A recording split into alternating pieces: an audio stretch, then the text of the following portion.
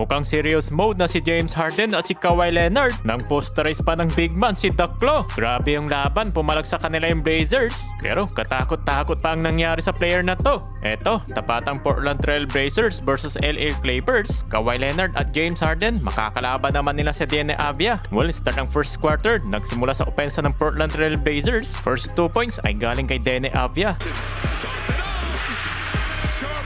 Nakapagtala kaagad ang 6-2 nating round sa home team. First field goal ng Clippers, nanggaling naman kay Brook Lopez mula sa beyond the arc. Pero yun nga lang, dalawang sunod na tres ang pinaulan dito ng home team. Nagmula kay Donovan Clingan at Deni Avdija. 3 minuto ang nakalipas sa first quarter. Tinambakan na ng 9 points ang Clippers. Brook Lopez, muli na naman ditong nakapukol ng tres. Kaso nga lang, mainit pa rin itong opensa ng Blazers na kung saan napatimeout si Coach Tylo sa score na 19-10. Well, after the timeout, kuma naman dito ng first field goal sila James Harden at Kawhi Leonard ng top of the key. 3-pointers. Under sa last 3 minutes remaining, natambakan na sila dito ng double-digit lead. James Harden, kumana naman dito ng kanyang first 3 points. Well, after nyan, sagutan naman dito ng 3 si Caleb Love at ni John Collins mula naman dito sa corner 3 points. Final second, si Shedon Sharpe naman nakapukol ng 3. James Harden, meron na siya ditong 7 points sa first quarter. Lamang ng double-digit lead ng Blazers, 35-25, end of the first quarter. Sa second quarter, Kawhi Leonard, nice kick out to Batum, 3-pointers. At nasundan niya ng back-to-back field goals ni Kawhi Leonard na meron siya ditong 7 points. Eto, gandang alley-oop assist naman ni Deni Avdija to Robert Williams. Sumabay pa si Kobe Sanders sa alley-oop dunk na yon.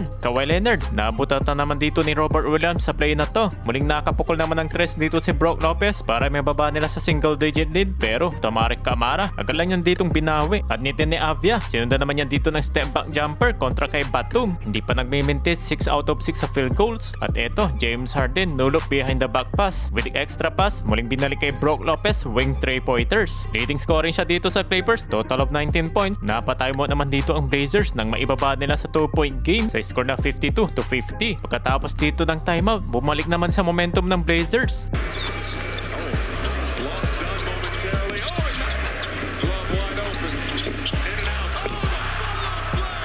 Butata naman sa play na to si Kawhi Leonard at nauwi sa timeout dahil balik sa double-digit lead sa score na 61-50. Pero buti na lang after ng timeout na ibaba naman nila sa 7 points. Natapos ang second quarter sa score na 62-56 halftime. Entering of the third quarter, Brook Lopez, mainit pa rin yung tira niya dito sa labas. Sumagot naman ng 3 si Deni Avdija sa harap yan ni Kawhi. Muli na naman ditong natambakan ng Clippers. Balik na naman sa double-digit lead sa score na 70-59. Kawhi Leonard, bigla naman ditong tinriple team ng Blazers at nalibre naman si Chris Dunn mula sa beyond the arc. Pagkatapos niyan, nakapag-draw naman dito ng foul si Daklo. Napituan si Robert Williams at nakakompleto ni Kawhi yung dalawang free throws. Brook Lopez, hindi pa nagmiminti sa 3-point line, 7 out of 7. Ang big man nito ng Clippers at tuluyan ditong tinabla ni James Harden sa score na 72. Timeout yan ng Blazers. Well, pagkatapos ng timeout, nagli-layup yung mga kamay ni Brook Lopez. Biglang napunta naman sa momentum ng Clippers. 5-point lead, timeout ang Blazers. Katapos ng timeout, James Harden, nagkaroon naman dito ng 4-point play opportunity. Foul dyan si Chris Murray at nakumpleto ni The Beard yung free throws. Heading to the fourth quarter, ang Clippers naman dito ang lamang sa score na 85-78. Sa fourth and final quarter, Kawhi Leonard, sinimulan niyang opensa kontra kay Tomarek Camara. Pero 3 points naman ang pinambawi dito ni Camara. Kawhi Leonard, nakakapag-draw naman dito ng foul. Meron na siya ditong 21 points at nakakapag-steal. Sayang nga lang at hindi niya nakompleto yung dunk na to. Pero pagkatapos niyan, sinigurado niya na yung dunk na to. Ang former finals MVP na si Daklo. Sumabay pa yung big man ng Blazers. 8 minutes mark, pumala na dito sa double figure ng lead ng Clippers. James Harden, meron na rin siya ditong 25 points. Scareful naman ang nangyari dito kay Tomarek Camara.